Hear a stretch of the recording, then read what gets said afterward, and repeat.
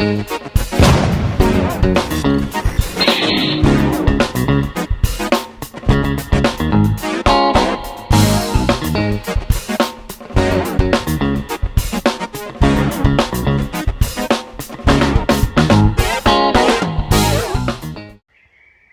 and welcome back to Nat's Knacker's Yard. I'm Nat and this is my Knacker's Yard, and this is my Yamaha Fazer 600 or aka RatBoy. At the back there is the Chinese 125, and slightly minging here is my diversion because it went to Kent and back yesterday. I've just whipped the tank off on RatBoy. Bit of a do you know, I apologise, I'm terrible with names. I can't remember who pointed it out. Someone pointed out when the power comes on you should hear the pump prime. I didn't even know there was a pump, but there is one. So whether or not the pump is knacked is something I will have to look into, because I didn't notice it, or maybe it's all blocked or whatever. So effectively you got long pipe comes through a filter, so from the tank here, bottom through, round, through a filter which I've taken out and left attached, round and into what I'm assuming is a fuel pump there, out the fuel pump. It's only one entrance, one exit, out the fuel pump and into the carburetor. I apologise if this is Janet and John for people that know what they're doing, but I'm doing this more so I remember when I try and put it back together again, which is the fundamental beauty of filming these things. Right, so what? Oh, and there was a green on green attachment, presumably fuel sensor. So happy. It's got a crossbar across the top of the carbs, which is a little bit annoying, and it's got the coils attached to that crossbar, which fits in like so, or roughly like so, which keeps it all nice and compact up there, which I like. Let's have a look at whatever I can have a look at. So I've got a fuse box, got battery. Later at the right over the back I've got what looks to be a CDI tucked around. My latest thinking is to really have at this bike. I think just cleaning it up, shining it, etc. will get a result, but it's going to be a bit polished turdy. So I don't think I'm going to go for that. With the exhaust as is, you're never going to get a passenger on it, and 99% of the time most of us don't carry passengers, particularly on a bike like this. So what I think I'm going to do is, let me try and get the seat out that I've just pinned under the tank, which is a bit stupid, and that ruined my demonstration. Is obviously you've got the seat up there, tank up there. Hard to do with one hand. Yeah. So what I'm thinking is, having looked at the bottom of the seat, all of the lock and everything is under the driver's arse, if you like. So it's under there. So I reckon I could take the cover off, cut it, pull the cover back on, get what I can get, have a shorter seat, no passenger seat. Can't use that foot peg anyway because of the exhaust.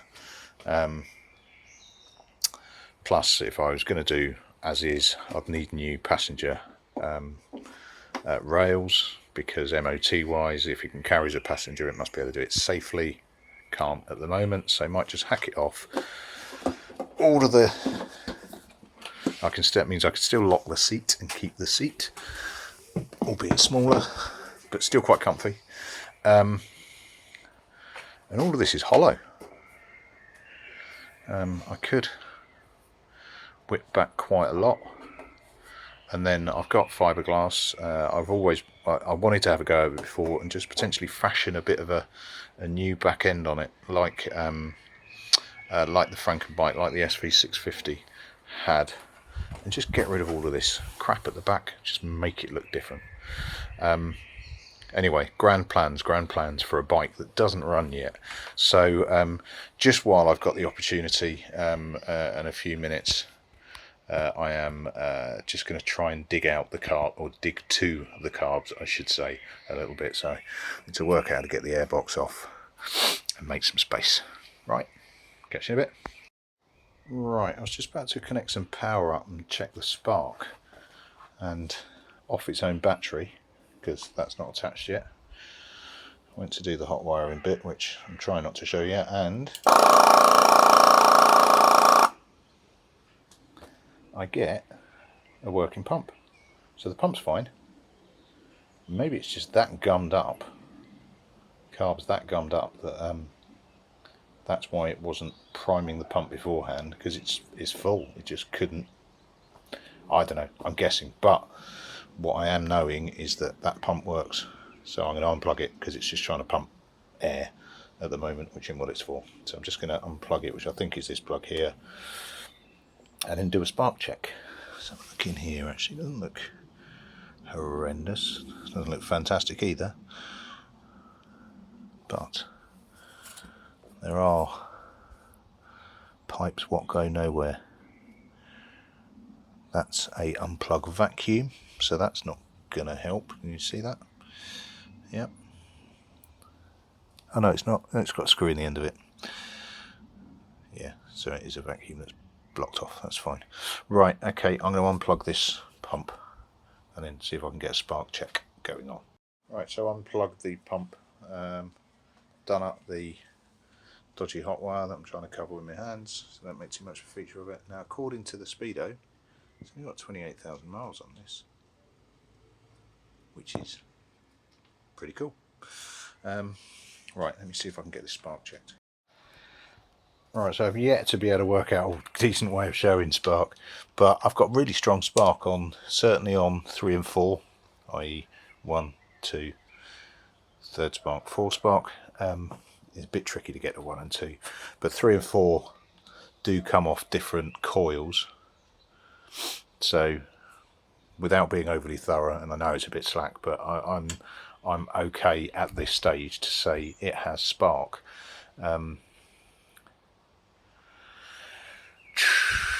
I should probably check compression on all of them at the moment, but I haven't really got time. But it certainly sounds like it has compression. So, right, I'm not going to do a compression test. I know I should. I will do one at a later date, but I haven't really got time now. I just want to try and strip it back as much as I can. The spare battery that I've got there is dying already, so there is a reason why it's not on a bike, and that's because it was shagged at some point, so it looks like it doesn't hold charge very long. That's fine. I'll probably just keep that one charged up and topped up while I'm pissing around. Yeah, happy. What I might do actually is whip that battery out, see if it'll take a charge. I reckon they blew it, but we'll see. Yeah, I might just try banging that one on charge actually. Yeah, I'm going to do that whilst I try and loosen up the bits and pieces so I can get to the carb. Probably not going to get it out now, but at least get to it. Cool. So as far as the coils go, I go orange, red, black, grey, red, black. I might just pair them off so I know which is, oh no, sorry, black, white, orange, red, black, grey, red, black. Cool. Alright, good thing, bad thing, don't know yet. Looking at the airbox, it's not on. Well, it's kind of on, it's loosely on. Right, let's see what the score is. Now, I don't think I can get, so I think as much as I've just chucked this on charge, I think the airbox is wedged in against the battery, which holds it all forward. So I'm going to have to whip the battery out, which is fine because I'm going to stick on charge anyway, and then effectively see how I manhandle the battery, the airbox off. I'm looking at the side of the airbox. I've seen them with a plate over it bolted on, which obviously ain't going to work on this because all the bolts are broken. Yeah, we'll see how we go. Okay, so that's a first. I seem to be able to get these carbs out from the top. I was expecting to push it out the sides, and it's properly tight. It really is tight, but I seem to have manhandled that out the top. I know the Caesarean of carb removals. Right, I'm just going to try and unpick the coolant hoses, and the throttle cable's still attached. So I think there's a big coolant hose that goes through the middle there, middle of the whole section. Not that, that's the fuel going into the T-bar. So behind the fuel T-bar, coolant comes up that way. Right, happy. I think I'm going to undo it at the top there, and I should be able to keep it high enough that it's not going to piss whatever coolant's in there out. Right, let's get that. Right, so that's the carb out. I can see the airbox being a massive pain in the hoop. So my shadow's in the way there. Yeah, I've got pods. I hate pods, but I might have to give them a go. How do the manifolds look? Quite stiff, really quite stiff. I have seen some cheapy ones online that I might invest in that have got a bit of rubber left in them. I'll have a think, I'll have a look. They're quite fairly rubbery on the inside though, so I might get away with it, but it's worth considering before I before I get too into it. I might have a look at just, I don't think that airbox actually breaks down. I think it's one big unit, which may well not come out unless I take the face off. Oh, I'll have a think. I don't like taking airboxes off. I don't like using pods, but that might just defeat me otherwise.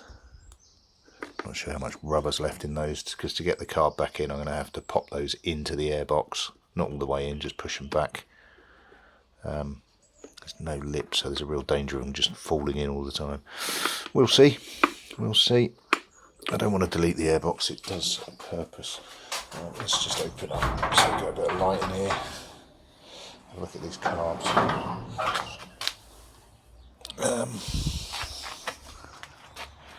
Don't look overly shocking, but let's drain them and have a look. Cool. Right, I'm not really a betting man, but I reckon these are pretty hideous. Possibly the worst I've seen. Let's see if I can.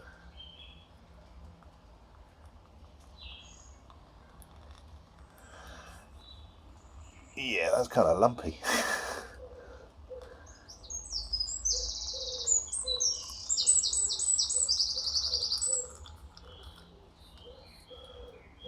Let's just nip that off so I don't get fuel on the patio. Oh, that smells horrendous. That's worse than... Yeah, nasty. Right, let's get that emptied.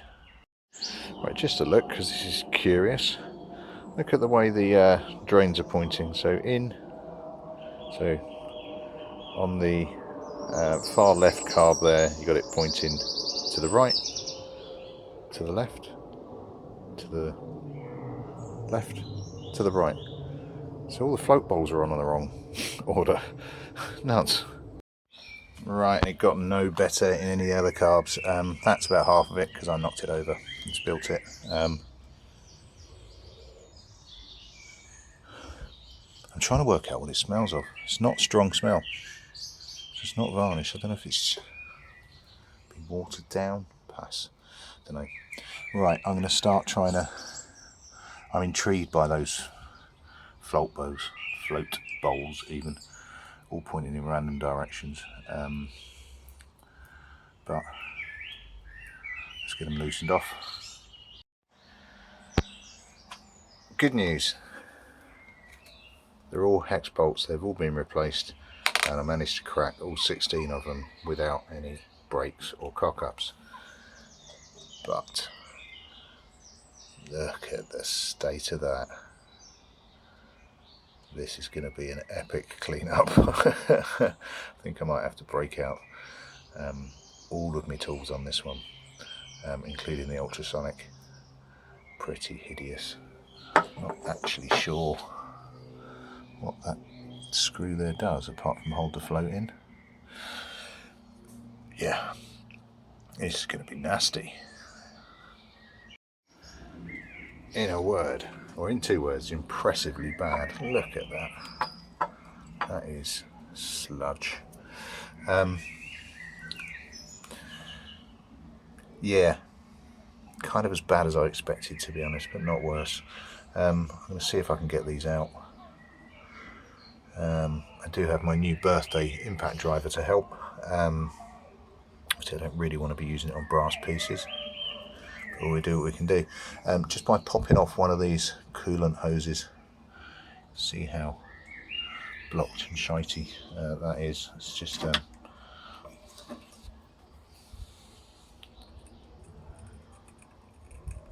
yeah, all needs a good dismantle dig.